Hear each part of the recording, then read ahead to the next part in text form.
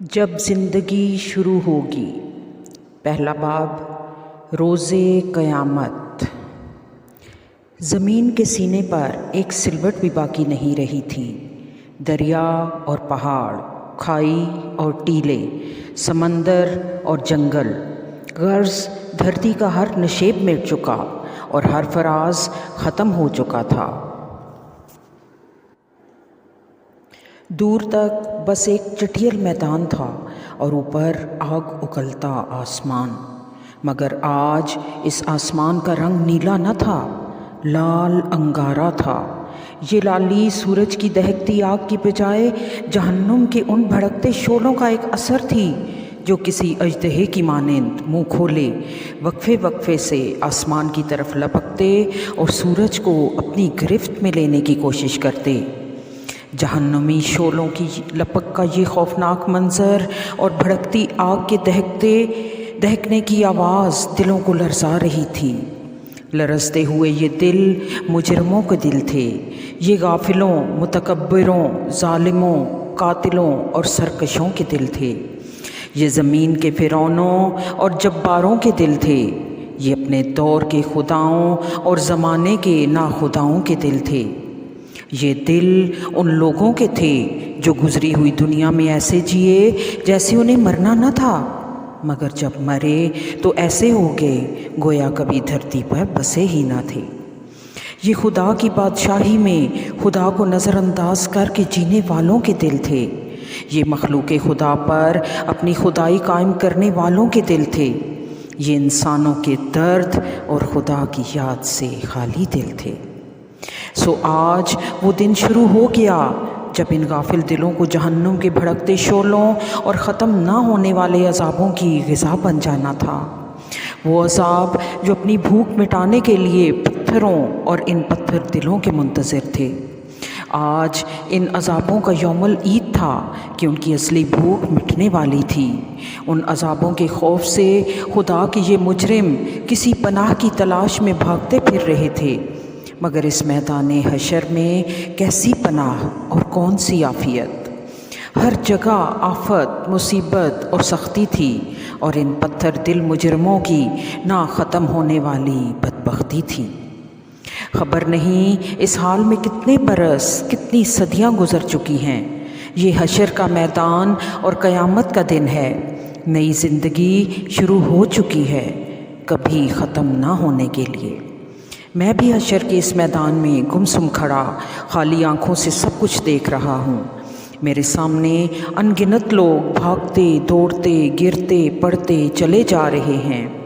فضا میں شعلوں کے بھڑکنے کی آواز کے ساتھ لوگوں کے چیخنے، چلانے، رونے، پیٹنے اور آہوزاری کی آوازیں گونج رہی ہیں۔ لوگ ایک دوسرے کو برا بھلا کہہ رہے ہیں، گالیاں دے رہے ہیں، لڑ جھگڑ رہے ہیں، الزام تراشی کر رہے ہیں، آپس میں گتھم گتھا ہیں۔ کوئی سر پکڑے بیٹھا ہے، کوئی منہ پر خاک ڈال رہا ہے، کوئی چہرہ چھپا رہا ہے، کوئی شرمندگی اٹھا رہا ہے، کوئی پتھروں سے سر ٹکرا رہا ہے، کوئی سینہ کوبی کر رہا ہے، کوئی خود کو کوس رہا ہے، کوئی اپنے ماں باپ، بیوی بچوں، دوستوں اور لیڈروں کو اپنی اس تباہی کا ذمہ دار ٹھہرا کر ان پر برس رہا ہے۔ ان سب کا مسئلہ ایک ہی ہے، قیامت کا دن آ گیا ہے اور ان کے پاس اس دن کی کوئی تیاری نہیں۔ اب یہ کسی دوسرے کو الزام دیں یا خود کو برا بھلا کہیں، ماتم کریں یا صبر کا دامن تھامیں، اب کچھ نہیں بدل سکتا۔ اب تو صرف انتظار ہے کائنات کے مالک کے ظہور کا، جس کے بعد حساب کتاب شروع ہوگا اور عدل کے ساتھ ہر شخص کی قسمت کا فیصلہ ہوگا۔ یکایک ایک آدمی میرے بالکل قریب چلایا، ہائے، اس سے تو موت اچھی تھی، اس سے تو قبر کا گڑھا اچھا تھا۔ میں ارد گرد کی دنیا سے بالکل کٹ چکا تھا کہ یہ چیخ نما آواز مجھے سوچ کی وادیوں سے حقیقت کے اس میدان میں لے آئی جہاں میں بہت دیر سے گمسم کھڑا تھا۔ لمحہ بھر میں میرے ذہن میں ابتدا سے انتہا تک سب کچھ تازہ ہو گیا۔ اپنی کہانی، دنیا کی کہانی، زندگی کی کہانی، سب فلم کی ریل کی طرح میرے دماغ میں گھومنے لگی۔ اس بھیانک دن کے آغاز پر میں اپنے گھر میں تھا۔ یہ گھر ایک ظاہر بین نظر کے لیے قبر کا تاریک گڑھا تھا، مگر دراصل یہ آخرت کی حقیقی دنیا کا پہلا دروازہ اور برزخ کی دنیا تھی، وہ دنیا جس میں میرے لیے ختم نہ ہونے والی راحت تھی۔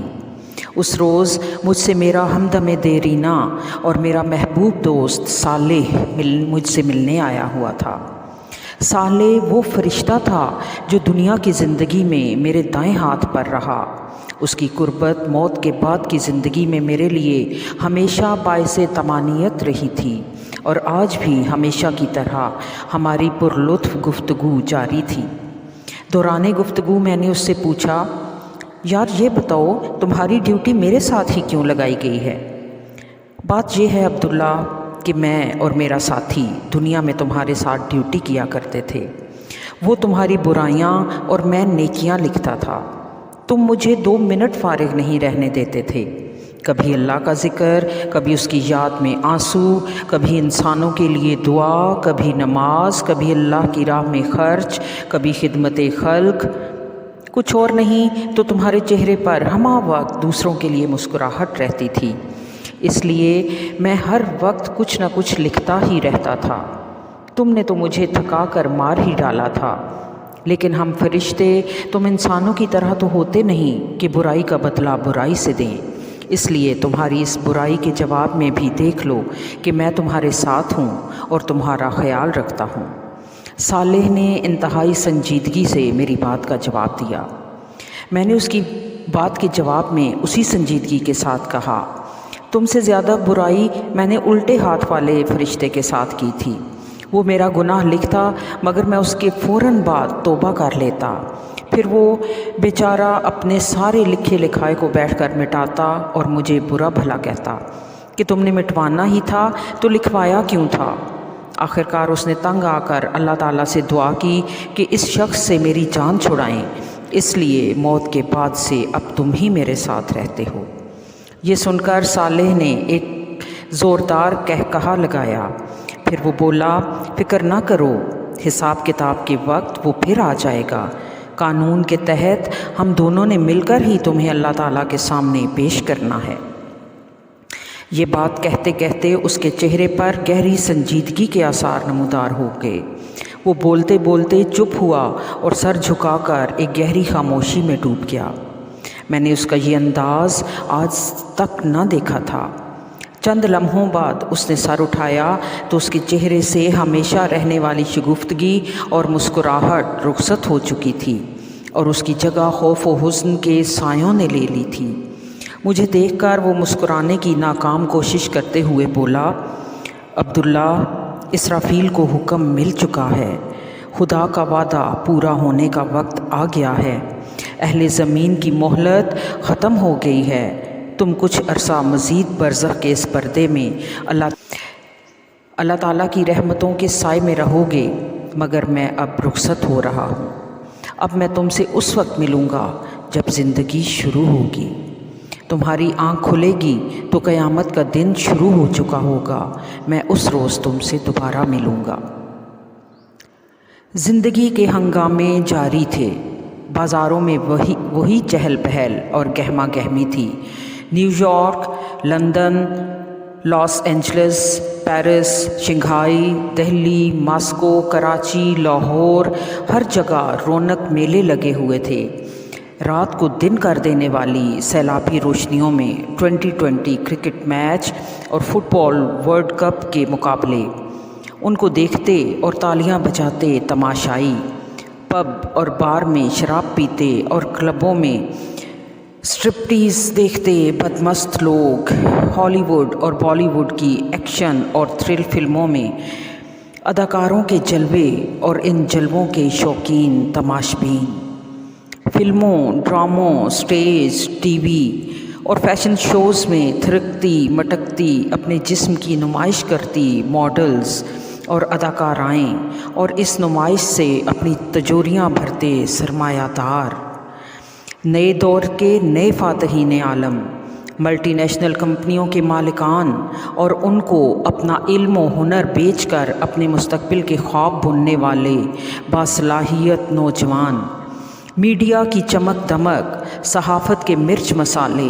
اور بازار سیاست کے ماند نہ پڑنے والے مکر و فریب کے ہنگامے، بازاروں میں گھومتے اور خریداری کرتے مرد و خواتین اور ان کو بلاتی رجھاتی دکانیں اور دکاندار، امراء کے عشرت قدوں میں گونجتے ساز و آواز، غربا کے جھونپڑیوں میں فقر و افلاس، شادیوں کی تقریبات میں خوشی کے نغمے، جنازوں اور ہسپتالوں میں غم و الم کے سائے، خدا کے نام پر اپنے مفادات کا تحفظ کرتے اہل مذہب، غریبوں اور ان کے مسائل سے ہمیشہ کی طرح بے نیاز اہل ثروت، کرپشن کی ناپاک کمائی سے اپنی جیبیں بھرتے سرکاری ملازم اور ملاوٹ و ذخیرہ اندوزی سے اپنی تجوریاں بھرتے ہوئے حرام خور تاجر، عوام کا استحصال کرتے اہل اقتدار اور دنیا پر اپنا غلبہ قائم رکھنے کے منصوبے بناتی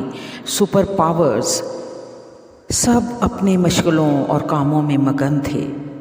اہل زمین جو ہمیشہ سے کرتے آئے تھے وہی کر رہے تھے۔ ظلم و فساد کی داستانیں، دھوکہ و فریب کی کہانیاں، حرص و ہوس کی دوڑ، غفلت اور سرکشی کے رویے، خدا اور آخرت فراموشی، سیاسی ہنگامے، معاشی جد و جہد، مذہبی جھگڑے، طبقاتی کشمکش، ہر چیز ہمیشہ کی طرح جاری تھی۔ پیغمبر تو صدیوں پہلے آنا بند ہو گئے تھے۔ ایگریکلچرل ایج انڈسٹریل ایج میں بدلی اور انڈسٹریل ایج انفارمیشن ایج سے، مگر انسانی رویے نہیں بدلے، ان کے غم بھی نہیں بدلے۔ وہی کاروبار اور روزگار کی پریشانیاں، وہی عشق و محبت کی ناکامیاں، وہی موت اور بیماری کے مسائل۔ اس وقت بھی انسانوں کے ہاں ہر غم تھا سوائے غم آخرت کے، ہر خوف تھا سوائے خوف خدا کے۔ آسمان کی آنکھ یہ دیکھ رہی تھی کہ خدا کی زمین کو ظلم و فساد سے بھر دینے والا انسان اب دھرتی کا ناقابل برداشت بوجھ بن گیا ہے، سو انسان کو بار بار ہلایا گیا۔ نبی آخر الزماں کی پیش گوئیاں پوری ہونے لگیں۔ ننگے پاؤں بکریاں چرانے والے عربوں نے دنیا کی بلند ترین عمارتیں بنا لیں، مگر انسانیت ہوش میں نہیں آئی۔ نوح کے تیسرے بیٹے یافس کی اولاد یعنی یاجوج و ماجوج کی نسل دنیا کے پھاٹکوں کی مالک بن گئی۔ عظمت کی ہر بلندی سے یہی یاجوج و ماجوج ساکنان دنیا پر یلغار کرنے لگے۔ برطانیہ، روس، امریکہ اور چین ایک کے بعد ایک دنیا کے اقتدار کی مسند پر فائز ہوتے گئے۔ آسمانی صحیفوں کی تمام پیش گوئیاں پوری ہو گئیں، مگر انسانیت پھر بھی ہوش میں نہ آئی۔ سونامی آئے، سیلاب آئے، زلزلے آئے، مگر انسانیت غفلت سے نہ نکلی۔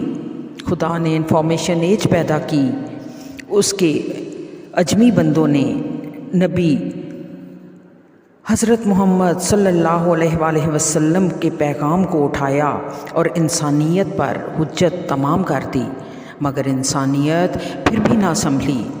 قیامت سے قبل قیامت کی منظر کشی آخری درجے میں کر کے انسانیت کو جھنجھوڑ دیا گیا، مگر لوگوں کے رویے میں کوئی تبدیلی نہ آئی۔ سو جسے آخرکار آنا تھا وہ آ گئی۔ اسرافیل نے خدا کا حکم سنا اور سور ہاتھ میں اٹھا لیا۔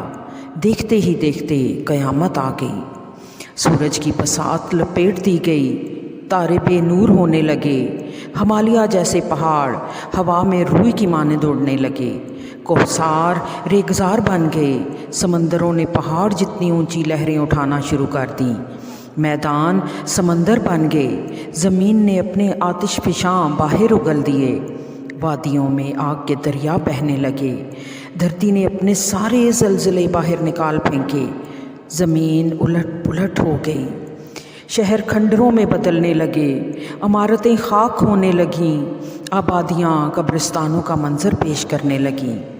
کمزور انسان کی بھلا حیثیت ہی کیا تھی؟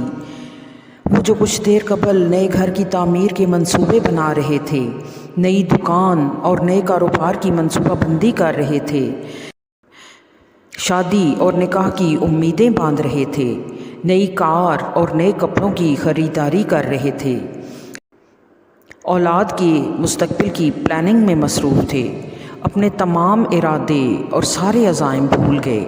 مائیں دودھ پیتے بچے کو چھوڑ بھاگیں، حاملہ عورتوں کے حمل گر گئے، طاقتور کمزوروں کو کچلتے اور نوجوان بوڑھوں کو چھوڑتے بھاگنے لگے۔ سونا چاندی سرے راہ پڑے ہیں، نوٹ ہوا میں اڑ رہے ہیں، قیمتی سامان بکھرا ہوا ہے، مگر آج کوئی لینے والا سمیٹنے والا نہیں۔ گھر، کاروبار، رشتہ دار، ناتا و اسباب سب غیر اہم ہو چکے ہیں۔ ہر نفس صرف اپنی فکر میں ہے۔ آج انسان کو سب کچھ بھول گیا ہے، صرف ایک خدا کو پکار رہا ہے، مگر آج کوئی جواب نہیں آ رہا۔ دہریے اور ملحد بھی نام خدا کی دہائی دے رہے ہیں، مگر کوئی جائے عافیت نظر نہیں آتی۔ بربادی کے سائے پیچھا نہیں چھوڑ رہے، موت ہر جگہ تعاقب کر رہی ہے، مصیبت نے ہر طرف سے گھیر لیا ہے۔ آخرکار زندگی موت سے شکست کھا گئی، زندگی ختم ہو گئی، مگر اس لیے کہ زندگی کو تو اب شروع ہونا تھا۔ ہوا کی تیز سرسراہٹ کی آواز میرے کانوں میں آنے لگی، بارش کی کچھ بوندیں میرے چہرے پر گریں، مجھے ہوش آنے لگا۔ میں بہت دیر تک اٹھنے کی کوشش کرتا رہا، مگر میرے حواس مکمل طور پر بیدار نہ ہو سکے۔ کافی دیر میں اسی حال میں رہا۔ اچانک میرے کانوں میں ایک مانوس آواز آئی، عبداللہ اٹھو، جلدی کرو۔ یہ میرے ہمدم دیرینہ، میرے یار غار صالح کی آواز تھی۔ اس کی آواز نے مجھ پر جادو کر دیا اور میں ایک دم سے اٹھ کھڑا ہوا۔ میں کہاں ہوں؟ یہ میرا پہلا اور بے ساختہ سوال تھا۔ تم بھول گئے؟ میں نے تم سے کہا تھا قیامت کا دن شروع ہو گیا ہے، اسرافیل دوسرا سور پھونک رہے ہیں۔ اس وقت اس کی صدا بہت ہلکی ہے، ابھی اس کی آواز سے صرف وہ لوگ اٹھ رہے ہیں جو پچھلی زندگی میں خدا کے فرما برداروں میں سے تھے۔ اس نے میرا کندھا تھپکتے ہوئے کہا۔ اور باقی لوگ؟ میں نے اس کی بات کاٹ کر کہا۔ تھوڑی ہی دیر میں اسرافیل کی آواز بلند ہوتی چلی جائے گی اور اس میں سختی آ جائے گی، پھر یہ آواز ایک دھماکے میں بدل جائے گی۔ اس وقت باقی سب لوگ بھی اٹھ جائیں گے، مگر وہ اٹھنا بہت مصیبت اور تکلیف کا اٹھنا ہوگا۔ ہمیں اس سے پہلے ہی یہاں سے چلے جانا ہے، اس نے تیزی سے جواب دیا۔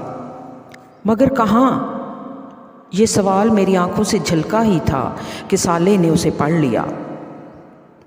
تم خوش نصیب ہو عبداللہ، ہم عرش کی طرف جا رہے ہیں، وہ تیزی سے قدم اٹھاتا ہوا بولا۔ پھر مزید تفصیل بتاتے ہوئے اس نے کہا، اس وقت تمام انبیاء، صدیقین، شہداء اور صالحین ہی اپنی قبروں سے باہر نکلے ہیں۔ یہ وہ لوگ ہیں جن کی کامیابی کا فیصلہ دنیا ہی میں ہو گیا تھا۔ یہ وہ لوگ ہیں جنہوں نے خدا کو بن دیکھے مان لیا تھا، اسے چھوئے بغیر پا لیا تھا، اور اس کی صدا اس وقت سن لی جب کان اس کی آواز سننے سے قاصر تھے۔ یہ لوگ اس کے رسولوں پر ایمان لائے اور ان کی نصرت اور اطاعت کا حق ادا کر دیا۔ ان کی وفاداری اپنی مذہبی شخصیات، اپنے لیڈروں، اپنے فرقے کے اکابرین اور اپنے باپ دادا کے عقائد اور تعصبات سے نہ تھی، بلکہ صرف اور صرف خدا اور اس کے رسولوں سے تھی۔ انہوں نے خدا پرستی کے لیے ہر دکھ جھیلا، ہر طعنہ سنا اور ہر سختی برداشت کی، اعلیٰ اخلاق اور بلند کردار کو اپنی زندگی بنایا، خدا سے محبت اور مخلوق پر شفقت کے ساتھ زندگی گزاری۔ عبداللہ، آج ان لوگوں کے بدلے کا وقت ہے اور یہ ہے ان کے بدلے کا آغاز۔ صالح کی باتیں سنتے ہوئے میرے چہرے سے حیرت اور اس کے چہرے سے خوشی ٹپک رہی تھی۔ مگر میں تو جنت میں تھا، اور صالح نے ہنستے ہوئے میری بات کاٹ کر کہا، شہزادے، وہ برزخ کا زمانہ تھا، خواب کی زندگی تھی، اصل زندگی تو اب شروع ہوئی ہے، جنت تو اب ملے گی۔ ویسے وہ بھی حقیقت ہی تھی، دیکھ لو، تمہاری اور میری دوستی وہیں پر ہی تو ہوئی تھی۔ میں اپنا سر جھٹک کر اسے دیکھنے لگا۔ کچھ میری سمجھ میں آ رہا تھا اور بہت کچھ سمجھنا ابھی باقی تھا، مگر اس لمحے میں نے اپنے آپ کو صالح کے حوالے کرنا زیادہ بہتر محسوس کیا۔ صالح سے میری دوستی اس وقت ہوئی تھی جب میں نے موت کے بعد، یا زیادہ درست الفاظ میں فانی دنیا کے دھوکے سے نکل کر حقیقت کی دنیا میں قدم رکھ کر کیا تھا۔ لوگ موت سے بہت ڈرتے ہیں، مگر میرے لیے موت ایک انتہائی خوشگوار تجربہ تھی۔ ملک الموت عزرائیل کا نام دنیا میں دہشت کی ایک علامت ہے، مگر میرے سامنے وہ ایک انتہائی خوبصورت شکل میں آئے تھے۔ انہوں نے بہت محبت اور شفقت سے میری شخصیت یعنی میری روح کو میرے جسم سے جدا کیا۔ میرا جسمانی وجود سابقہ دنیا میں رہ گیا اور میری اصل شخصیت کو انہوں نے اس نئی دنیا میں، جس کا نام عالم برزخ تھا، منتقل کر دیا۔ برزخ کا مطلب پردہ ہوتا ہے۔ ملک الموت کے ظاہر ہوتے ہی میرے اور پچھلی دنیا کے درمیان ایک پردہ حائل ہو گیا، جس کی بنا پر اس زمین سے، اس دنیا سے میرا رابطہ ختم ہو گیا تھا۔ میں نہیں جانتا تھا کہ میری جدائی کے غم میں میرے اہل خانہ پر کیا گزر رہی تھی، لیکن مجھے یقین تھا کہ میری تربیت کی بنا پر وہ خدا کی رضا پر صابر و شاکر ہوں گے۔ میں اپنی اصل شخصیت سمیت اب ایک نئی دنیا میں تھا۔ یہ برزخ کی دنیا تھی۔ اس نئی دنیا میں ملک الموت عزرائیل نے مجھے جس شخص کے حوالے کیا وہ یہی صالح تھا۔ اس کے ساتھ بہت سے خوش شکل، خوش لباس اور خوش گفتار فرشتے موجود تھے۔ ان سب کے ہاتھوں میں گلدستے، زبان پر مبارک بادیاں اور سلامتی کی دعائیں تھیں۔ مبارک سلامت کے اس ماحول میں وہ سب مل کر مجھے یقین دلا رہے تھے کہ آزمائش کے دن ختم اور جنت کی عظیم کامیابی کے دن شروع ہو گئے۔ اس وقت صالح نے مجھے یہ خوشخبری دی کہ برزخی زندگی کے آغاز پر میرے لیے پہلا انعام پروردگار ارض و سماوات کے حضور پیشی ہے۔ اس نے مجھے بتایا کہ یہ اعزاز ہر شخص کو نہیں ملتا۔ میرے لیے یہ خوشخبری جنت کی خوشخبری سے بھی زیادہ قیمتی تھی۔ ان سب کی معیت میں میرا سفر شروع ہوا۔ یہ نئی دنیا تھی جہاں فاصلے، مقامات، زمان اور مکان کے معنی اس طرح بدل گئے تھے کہ وہ الفاظ کے کسی جامع میں بیان نہیں ہو سکتے۔ میں مستی اور سرشاری کے عالم میں یہ سفر طے کر رہا تھا کہ ایک جگہ ہم روک دیے گئے۔ اعلان ہوا کہ زمین کے فرشتوں کی حد آ گئی ہے، سب یہاں رک جائیں۔ صرف صالح کو میرے ساتھ آگے بڑھنے کی اجازت ملی۔ عالم سماوات کا سفر شروع ہوا۔ جلد ہی ہم ایک اور جگہ پہنچ کر رک گئے۔ یہاں جبریل امین خاص طور پر میرے استقبال کے لیے آئے تھے۔ مجھے دیکھ کر وہ کہنے لگے، عبداللہ، تم مجھ سے پہلی بار مل رہے ہو، مگر میں تم سے پہلے بھی کئی دفعہ مل چکا ہوں۔ پھر ہولے سے میرا کندھا تھپتھپاتے ہوئے بولے، آقا کے حکم پر کئی دفعہ میں نے تمہاری مدد کی تھی، مگر ظاہر ہے تم اس وقت یہ نہیں جانتے تھے۔ آقا کے لفظ سے میرے چہرے پر ایک روشنی پھوٹی جسے جبریل کے نورانی وجود نے الفاظ میں ڈھلنے سے قبل ہی پڑھ لیا اور کہا، آؤ چلو میں تمہیں تمہارے انداتا سے ملواتا ہوں۔ نبیوں کے علاوہ یہ اعزاز بہت کم انسانوں کو حاصل ہوتا ہے کہ وہ اس طرح بارگاہ الہی میں پیش کیے جائیں۔ تم واقعی بہت خوش نصیب ہو عبداللہ۔ ہم آگے بڑھے تو میرے ذہن میں ایک سوال پیدا ہوا جس کا پوچھ لینا ہی مناسب خیال کرتے ہوئے میں نے جبرائیل علیہ السلام سے عرض کیا، کیا ہم سدرۃ المنتہا کی طرف جا رہے ہیں؟ نہیں، جبرائیل علیہ السلام نے جواب دیا۔ پھر مزید وضاحت کرتے ہوئے کہا، تمہارے ذہن میں غالباً معراج والی بات ہے۔ وہ انبیاء کا راستہ ہے۔ انبیاء کی حضوری کے مقامات بہت بلند ہوتے ہیں، پھر انہیں مشاہدات بھی کرائے جاتے ہیں۔ تمہارا راستہ بالکل الگ ہے۔ تمہیں صرف بارگاہ الوہیت میں سجدے کا اعزاز بخشنے کے لیے بلوایا گیا ہے، اور غالباً تمہاری وجہ سے صالح کو بھی یہاں تک آنے کی اجازت ملی ہے۔ اس لمحے میں نے صالح کو دیکھا جس کا چہرہ خوشی سے دمک رہا تھا۔ اسلام جبرائیل علیہ السلام نے گفتگو کا سلسلہ جاری رکھتے ہوئے کہا، خدا کی ہستی لامحدود ہے، اس کے مقامات بھی لامحدود ہیں۔ تمہاری دنیا میں ان مقامات کا کوئی اندازہ نہیں کیا جا سکتا۔ جو کچھ تم دنیا میں جانتے تھے وہ بہت محدود اور کم تھا۔ آج مرنے کے بعد تمہاری آنکھیں کھلی ہیں۔ اب تم وہ دنیا دیکھنا شروع ہو گئے ہو جس کے کمالات کی کوئی حد نہیں۔ میں جو کچھ دیکھ رہا تھا وہ واقعی جبرائیل امین کی سچائی کا ثبوت تھا۔ میں نے دل میں سوچا کہ اللہ کا شکر ہے کہ میں کفر و نافرمانی کے حال میں نہیں مرا، وگرنہ آنکھیں تو اس وقت بھی کھلتیں، مگر جو کچھ دیکھنے کو ملتا وہ بہت زیادہ برا اور بھیانک ہوتا۔ جبرائیل امین کی معیت میں ہم مختلف مراحل طے کرتے ہوئے حاملین عرش کے قریب پہنچے۔ یہاں نور، رنگ اور روشنی کا ایک ایسا حسین اور لطیف امتزاج چھایا ہوا تھا جو بیان کی گرفت سے باہر تھا۔ حاملین عرش کے سر جھکے ہوئے تھے، چہرے پر خشیت کا اثر اور طمانینت کا نور پھیلا ہوا تھا۔ جبرائیل امین نے بتایا، پروردگار کی بارگاہ کا ہر حکم انہی فرشتوں کی وساطت سے نیچے جاتا اور نیچے والوں کا ہر فعل انہی عالم کے حضور، انہی کے ذریعے سے عالم کے پروردگار کے حضور پیش کیا جاتا ہے۔ میں قرب الہی کے اس مقام کو رشک بھری نظروں سے دیکھ رہا تھا۔ انہوں نے بھی نظر اٹھا کر مجھے دیکھا اور لمحہ بھر کے لیے ان کی چہروں پر مسکراہٹ آئی۔ میرا حوصلہ بڑھا، میں نے قدم عرش کی سمت بڑھائے۔ میرے روئیں روئیں سے اس ہستی کی حمد و ثنا بلند ہونے لگی جس سے ملنے کی خواہش میں ساری زندگی گزار دی تھی۔ پھر چلتے چلتے مجھ پر نہ جانے کیوں لرزہ طاری ہونے لگا۔ خدا سے ملنے کی شدید ترین خواہش پر اس کی عظمت کا احساس غالب آ گیا۔ اس لمحے مجھ پر اتنا شدید رعب طاری ہوا کہ میں گھبرا کر واپس پلٹنے لگا۔ گرچہ عرش ابھی بہت دور تھا، مگر صاحب عرش کی عظمت اور اس کے احساس سے میری ہمت ٹوٹ گئی۔ مجھے لگا کہ اس لمحے میرا وجود کرچی کرچی ہو کر فضا میں بکھر جائے گا۔ شاید یہی ہوتا، مگر ایسے میں میرے کانوں میں جبرائیل امین کی آواز آئی، یہیں سجدے میں گر جاؤ عبداللہ، اس مقام سے آگے صرف انبیاء کرام جاتے ہیں۔ میں اور صالح دونوں سجدے میں چلے گئے۔ جسے بن دیکھے سجدہ کیا تھا، آج پہلی بار اسے دیکھ کر سجدہ کیا تھا۔ دیکھا تو خیر کیا تھا، بس آثار دیکھ لیے تھے۔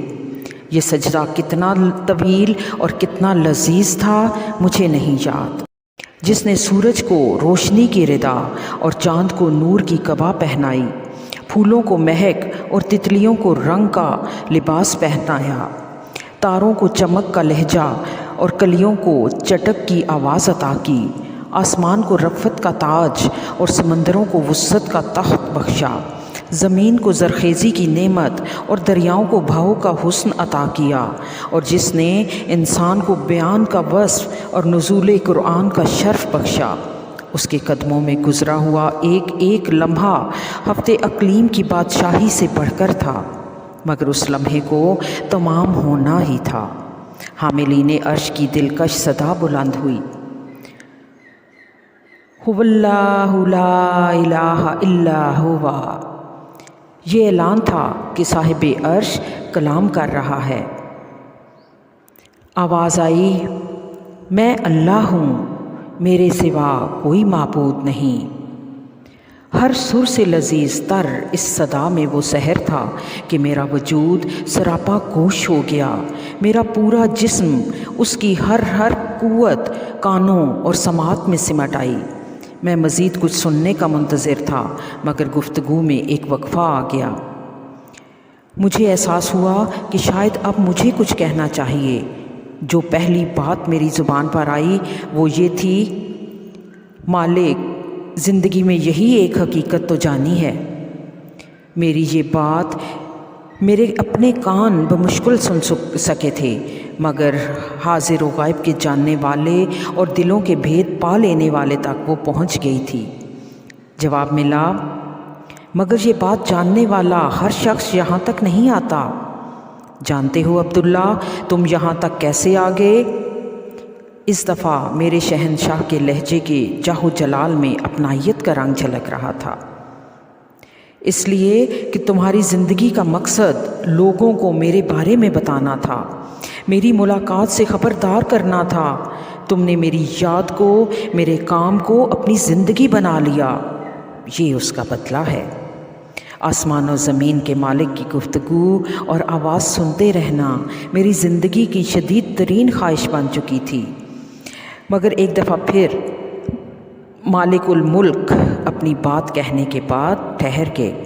مجھے محسوس ہوا کہ میرا رب مجھے بولنے کا موقع دے رہا ہے۔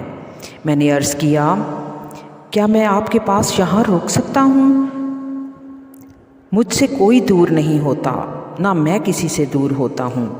میرا ہر بندہ اور میری ہر بندی جو میری یاد میں جیے وہ میرے پاس رہتا ہے۔ اور کچھ؟ آخری بات سے مجھے اندازہ ہوا کہ ملاقات کا وقت ختم ہو رہا ہے۔ میں نے عرض کیا، میرے لیے کیا حکم ہے؟ حکم کا وقت گزر گیا ہے، اب تو تمہیں حکمران بنانے کا وقت آ رہا ہے۔ فی الحال تم واپس جاؤ، زندگی ابھی شروع نہیں ہوئی۔ میں نے چلتے چلتے عرض کی، آپ قیامت کے دن مجھے بھولیں گے تو نہیں؟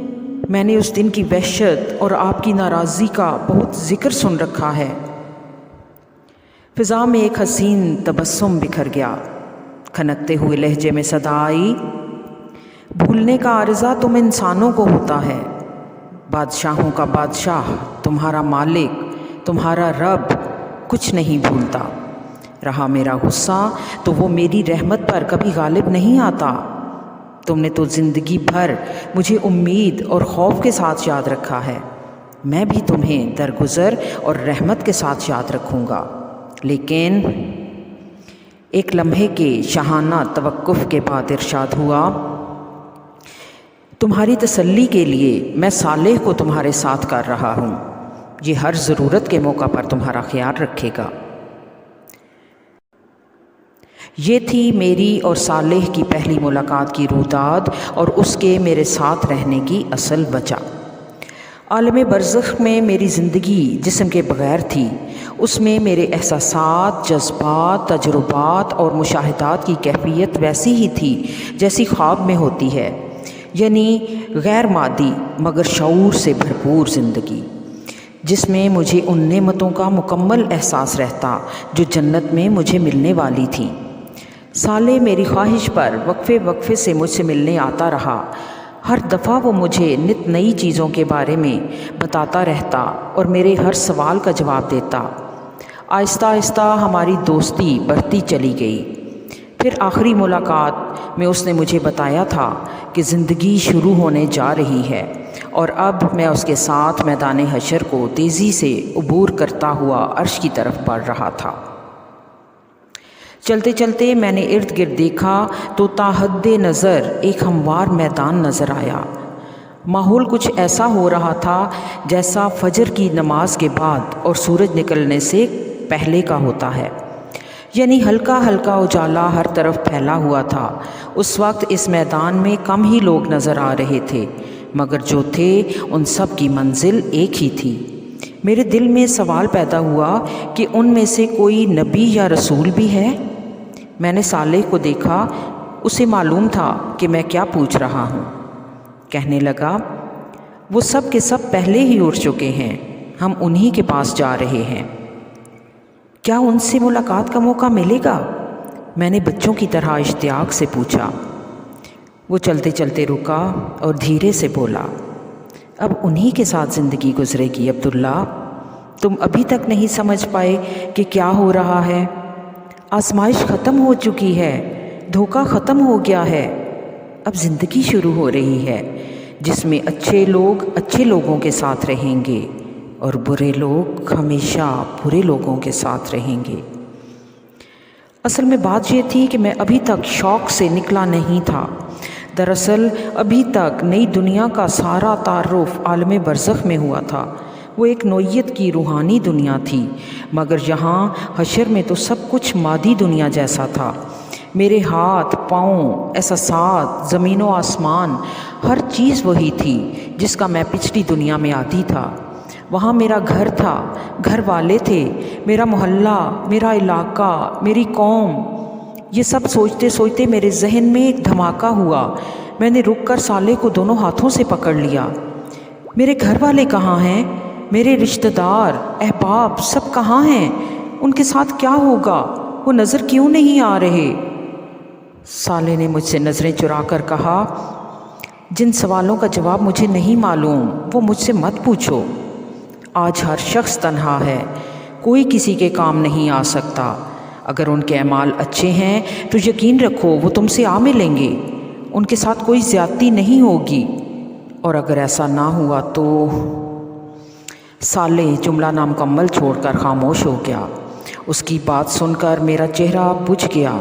اس نے میرے کندھے پر ہاتھ رکھ کر میرا حوصلہ بڑھایا اور کہا، اللہ پر بھروسہ رکھو، تم خدا کے لشکر میں لڑنے والے ایک سپاہی تھے، اس لیے پہلے اٹھ گئے ہو، باقی لوگ ابھی اٹھ رہے ہیں، انشاءاللہ وہ لوگ بھی خیر کے ساتھ تم سے مل جائیں گے، ابھی تو تم آگے چلو۔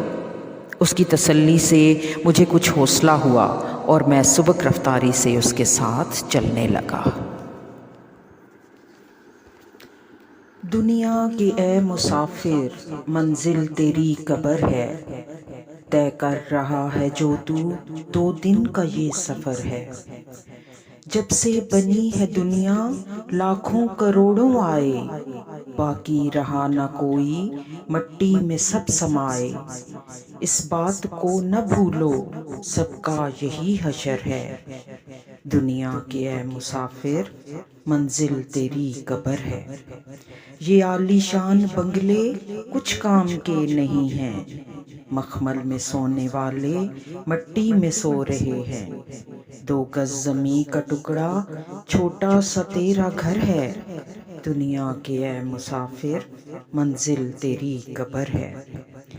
آنکھوں سے تو نے اپنی دیکھے کئی جنازے، ہاتھوں سے تو نے اپنے دفنائے کتنے مردے، انجام سے تو اپنے کیوں اتنا بے خبر ہے، دنیا کے اے مسافر منزل تیری قبر ہے، منزل تیری قبر ہے۔